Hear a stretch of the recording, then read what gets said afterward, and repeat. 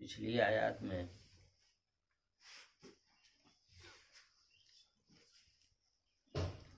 جہنم کا اور جہنمیوں کا تذکرہ تھا۔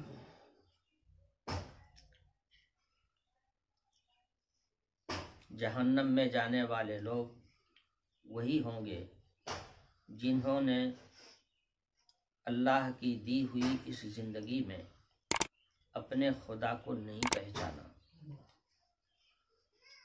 اور اپنے خدا کی پہچان کے سلسلے میں وہ بھٹکتے رہ گئے۔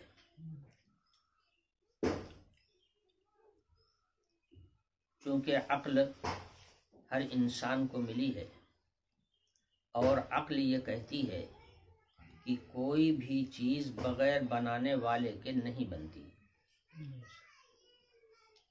اس لیے ہر انسان جو عقل والا ہے وہ فطری طور پر اس کی تلاش کرتا ہے کہ آخر اس زمین و آسمان کے کارخانے کا بنانے والا ہے کون۔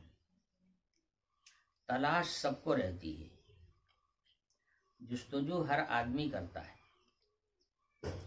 کوئی اللہ تک پہنچ جاتا ہے، اسے اللہ کی معرفت مل جاتی ہے، اور کوئی بھٹک جاتا ہے اور خالق حقیقی کے علاوہ دوسری چیزوں کو وہ اپنا خالق سمجھ لیتا ہے، زمین و آسمان کا مالک سمجھ لیتا ہے، اور اسی کو معبود سمجھ کر اسی کی عبادت شروع کر دیتا ہے۔ یہ بھٹکے ہوئے لوگ ہوتے ہیں۔ ایسے بھٹکے ہوئے لوگ یہ جہنم کا حصہ بنیں گے، کانا جہنم ہوگا۔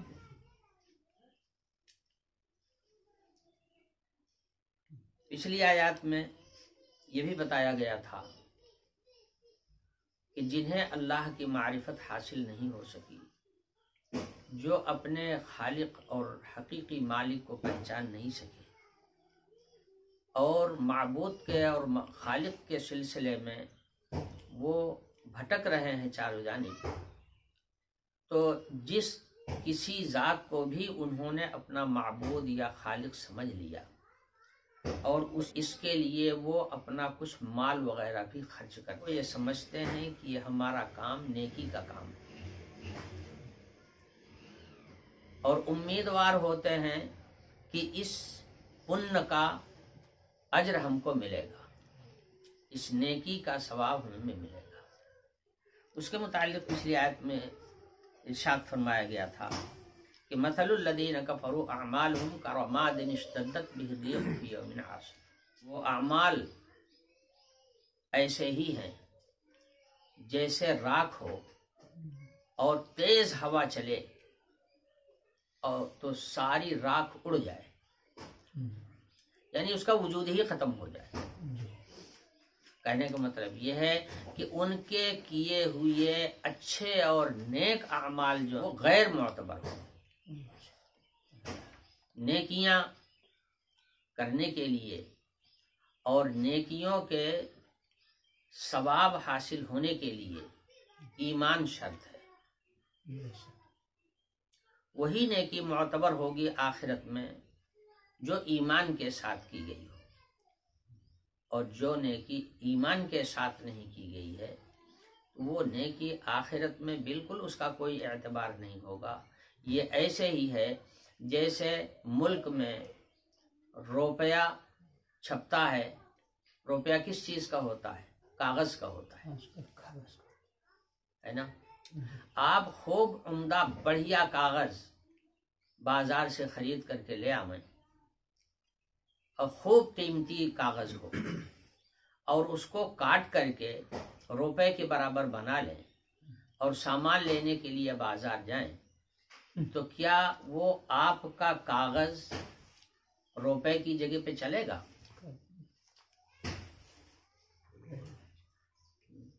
بہت بڑھیا کاغذ ہے اور نوٹ بنا لیا آپ نے، اس کو کاٹ چھانٹ کر کے اب اگر آپ سامان لینے کے لیے بازار میں جائیں گے تو کیا کوئی آدمی آپ کو آپ کے اس کاغذ کے بدلے میں سامان دے گا؟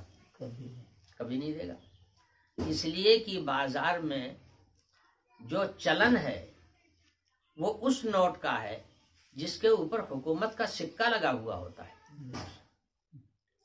اس سے کہیں زیادہ قیمتی نوٹ آپ بنا لیں مگر اس کی کوئی قیمت نہیں ہوگی.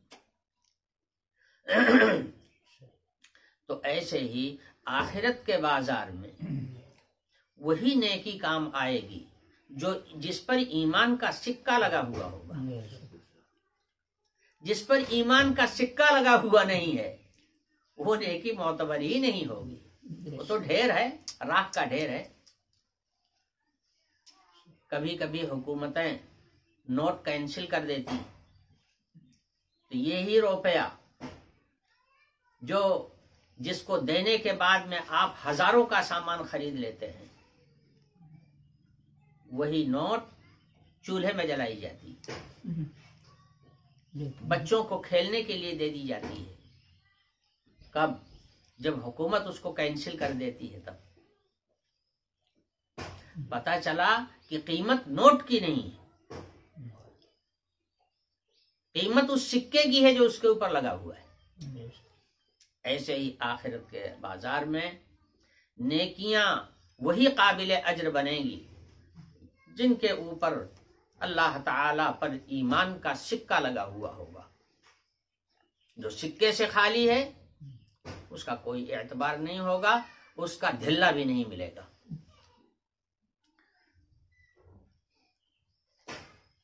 آدمی اللہ کی ذات کے سلسلے میں، اللہ کی صفات کے سلسلے میں بھٹکتا کب ہے؟ جب اسے اللہ کی معرفت حاصل نہیں ہوتی، اللہ کی پہچان نہیں ملتی.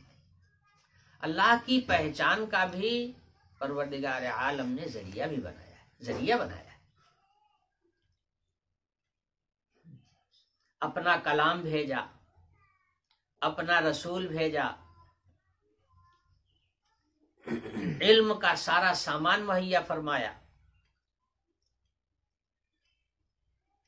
ہدایت کا ذریعہ اور اللہ کی پہچان کا ذریعہ دو ہی چیزیں ہیں، ایک کتاب اللہ اور ایک رجال اللہ. اللہ کے وہ نیک بندے جن کو اللہ تعالی نے قرآن و سنت کے علم سے نوازا ہے اور ان کی زندگی میں قرآن و سنت جھلکتا ہے، موجود ہے. علماء ربانی جین جو جانشین ہیں رسول اللہ صلی اللہ علیہ وسلم کے، ایسے علماء اور اللہ کا کلام، جب ان دونوں سے آدمی جڑتا ہے تو یہی چیز ذریعہ بن جاتی ہے اللہ کی پہچان کا. آپ پہلے عالم کے پاس بیٹھیں گے، جب عالم کے پاس بیٹھیں گے تو وہ عالم کی زبان سے اللہ کا کلام سنیں گے. اب دونوں چیزیں یہاں اکٹھا ہو گئی، اللہ کا کلام بھی آ گیا اور اللہ کی بھیجی ہوئی برگزیدہ ہستی بھی مل گئی. اب ان کے پاس بیٹھنے سے، ان کی باتیں سننے سے آہستہ آہستہ دل کے اندر اللہ کی معرفت اترنا شروع ہوگی اور کچھ ہی دنوں میں انشاءاللہ اللہ کی معرفت حاصل ہو جائے گی. دنیا میں بیٹھے ہوئے اللہ کا مشاہدہ کرنے لگیں گے، اللہ کو دیکھنے لگیں گے. اور جو لوگ اللہ کے کلام سے دور رہیں گے، اللہ والوں سے دور رہیں گے، تو 4 حرف کی کتاب پڑھ لینے سے اللہ کی نہ معرفت مل جائے گی نہ سارا علم مل جائے گا. دور رہیں گے. اس لیے قرآن پاک کی اس آیت میں اللہ تعالی کی معرفت سمجھائی جا رہی ہے، اللہ کی پہچان بتائی جا رہی ہے. جو لوگ قرآن سنیں گے ان کے سامنے یہ بات آئے گی کہ قرآن نے اللہ کی پہچان کس طرح سے کرائی۔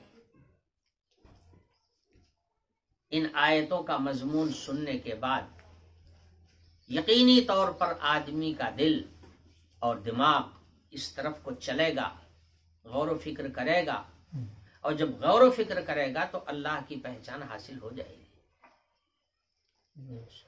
اللہ تعالی اپنی پہچان کے لیے قرآن میں یہ آیت نازل فرما رہے ہیں، الم تر ان اللہ خلق السماوات والارض بالحق، کیا تم دیکھتے نہیں ہو کہ اللہ تعالی نے آسمانوں اور زمین کو ایسی پیدا کیا ہے جیسے ہونا چاہیے تھا۔ حضرت شیخ الہند رحمۃ اللہ علیہ نے اس کا ترجمہ کیا، اللہ نے زمین و آسمانوں کو بنایا جیسے چاہیے تھا ویسے ہی۔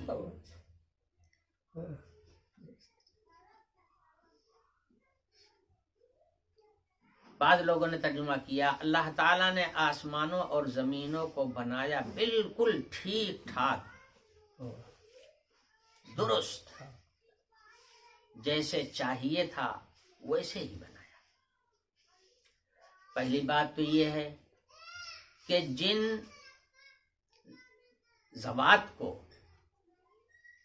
گمراہوں نے اور بھٹکے ہوئے لوگوں نے اپنا خدا سمجھ لیا ہے، پہلے وہ یہ سوچیں کہ کیا ان کے اندر طاقت ہے اس آسمان کو بنانے کی؟ اللہ کے علاوہ جتنی ذوات ہیں کائنات میں، کیا ان کے اندر یہ پاور ہے کہ ایسا آسمان بنا سکیں؟ آسمان کو ایسا اللہ نے بنایا کہ جیسے ہونا چاہیے تھا۔ یہ آسمان کتنا بڑا ہے، جہاں آپ دیکھیں گے یہی آسمان نظر آئے گا آپ کو، جہاں تک آپ کی پہنچ ہوگی اوپر آسمان نظر آئے گا، اور زمین سے اتنا بلند ہے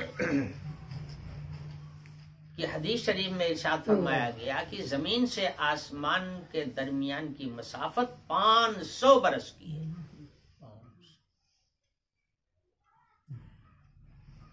یہاں 100 برس جینا نہیں ہے کسی کو، 500 برس کی مسافت کو کیسے طے کرے گا؟